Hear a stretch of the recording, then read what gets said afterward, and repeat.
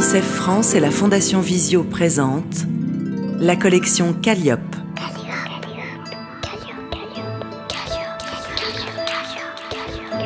Des livres pour tous les enfants, y compris aveugles ou malvoyants.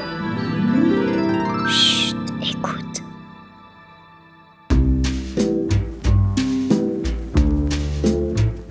Le manteau. Séverine Vidal et Louis Thomas. Gallimard Jeunesse Édition. Il est posé sur son lit, rouge coquelicot. Lison regarde son manteau avec un petit sourire. Ça fait des semaines qu'elle attend ce moment. Jusqu'à hier, c'était le manteau de Pia, sa grande sœur. Lison voit Pia le porter depuis longtemps. Toujours peut-être.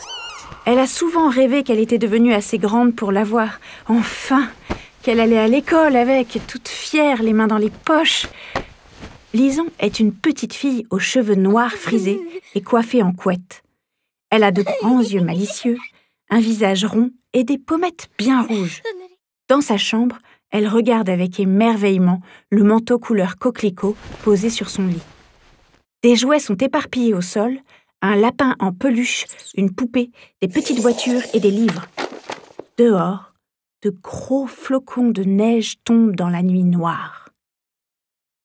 Lison a commencé il y a quelque temps à rendre des petites visites au manteau dans le placard de Pia. Comme ça, en passant, pour le manger des yeux. Dès que sa sœur avait le dos tourné, elle filait dans sa chambre et ouvrait la porte, le cœur rempli d'espoir. Je l'adore de A à Z, se répétait Lison. Alors un soir, à table, Lison a demandé quand le manteau rouge pourrait être le sien. Si ça serait bientôt, ou dans 1000 ans. Lison n'est pas la plus patiente des petites filles. « Tu en hériteras quand il sera vraiment trop petit pour moi, ma Lison », a dit Pia. « C'est un vrai manteau de grande, attends un peu », a souri maman. Pia, la grande sœur, a aussi des cheveux frisés, coiffés en couette et ornés d'un petit nœud jaune. Elle porte des lunettes rondes, un jean bleu et un pull à carreaux. La mère est une petite dame au visage souriant et avec des pommettes bien rouges. Lison est repartie dans sa chambre en traînant derrière elle la très grande tristesse du manteau qu'on n'aura pas tout de suite maintenant.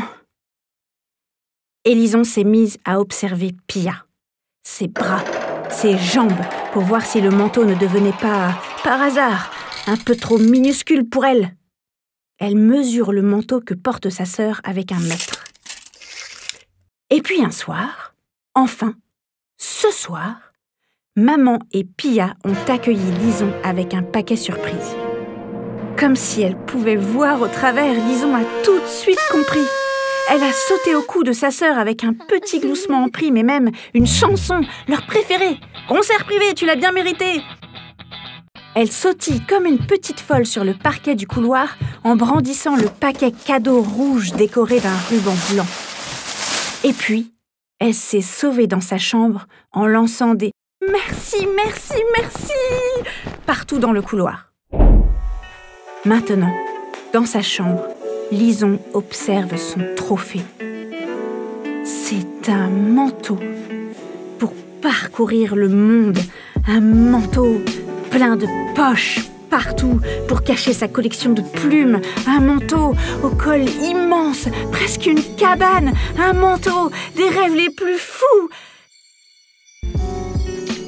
Lison s'endort, un grand sourire aux lèvres, en s'imaginant toute grande dans son manteau rouge.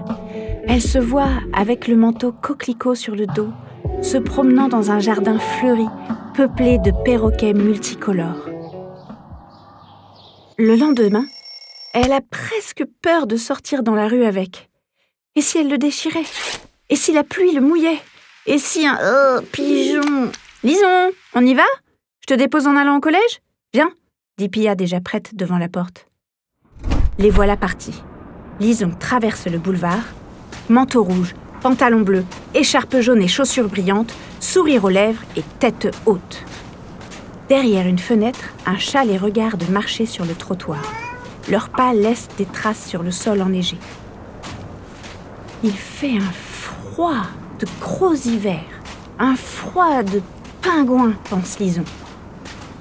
Tout va pour le mieux dans le meilleur des mondes, jusqu'à l'angle de la place du marché. Elle a des idées très gaies dans la tête. Elle sifflote même un peu doucement, comme le font les gens qui ont des manteaux rouges parfaits. C'est après que les choses deviennent moins drôles et même plus drôles du tout, en fait. Lison sent ses poings se recroqueviller au fond de ses poches et sa gorge se nouer d'un coup. Elle ferme les yeux pour ne pas voir, mais c'est trop tard. Son cœur a tout retenu.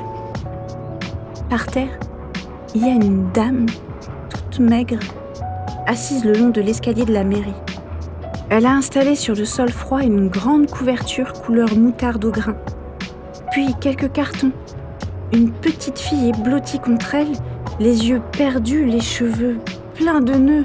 Sa peau est presque transparente.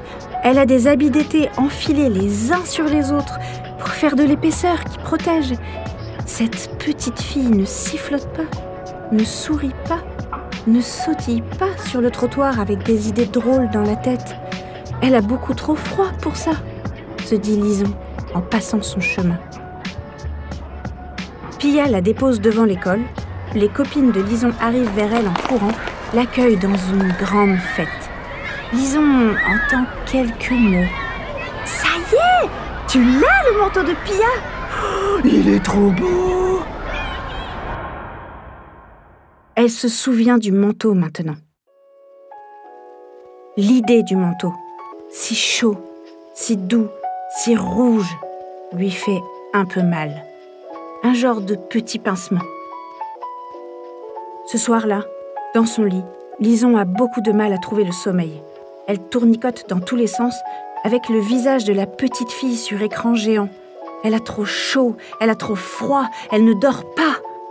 Elle fixe le plafond, les yeux grands ouverts, le regard triste. Derrière la fenêtre, la neige ne cesse de tomber. Le lendemain matin, Lison ferme son manteau, met ses moufles, son écharpe et enfonce son bonnet presque jusqu'aux yeux. Elle avance à petits pas vers l'école. Pia marche avec ses amis quelques mètres devant elle. C'est bizarre. Malgré le manteau rouge nuit, elle a froid. Lison sait ce qu'elle va faire ce matin. Elle a bien vu hier comment font les gens, les grands. Ils détournent les yeux, font semblant de regarder leur montre ou leur téléphone. Ils continuent leur vie comme si de rien n'était. Ça a l'air de très bien marcher, cette solution. Alors en passant, Lison essaie.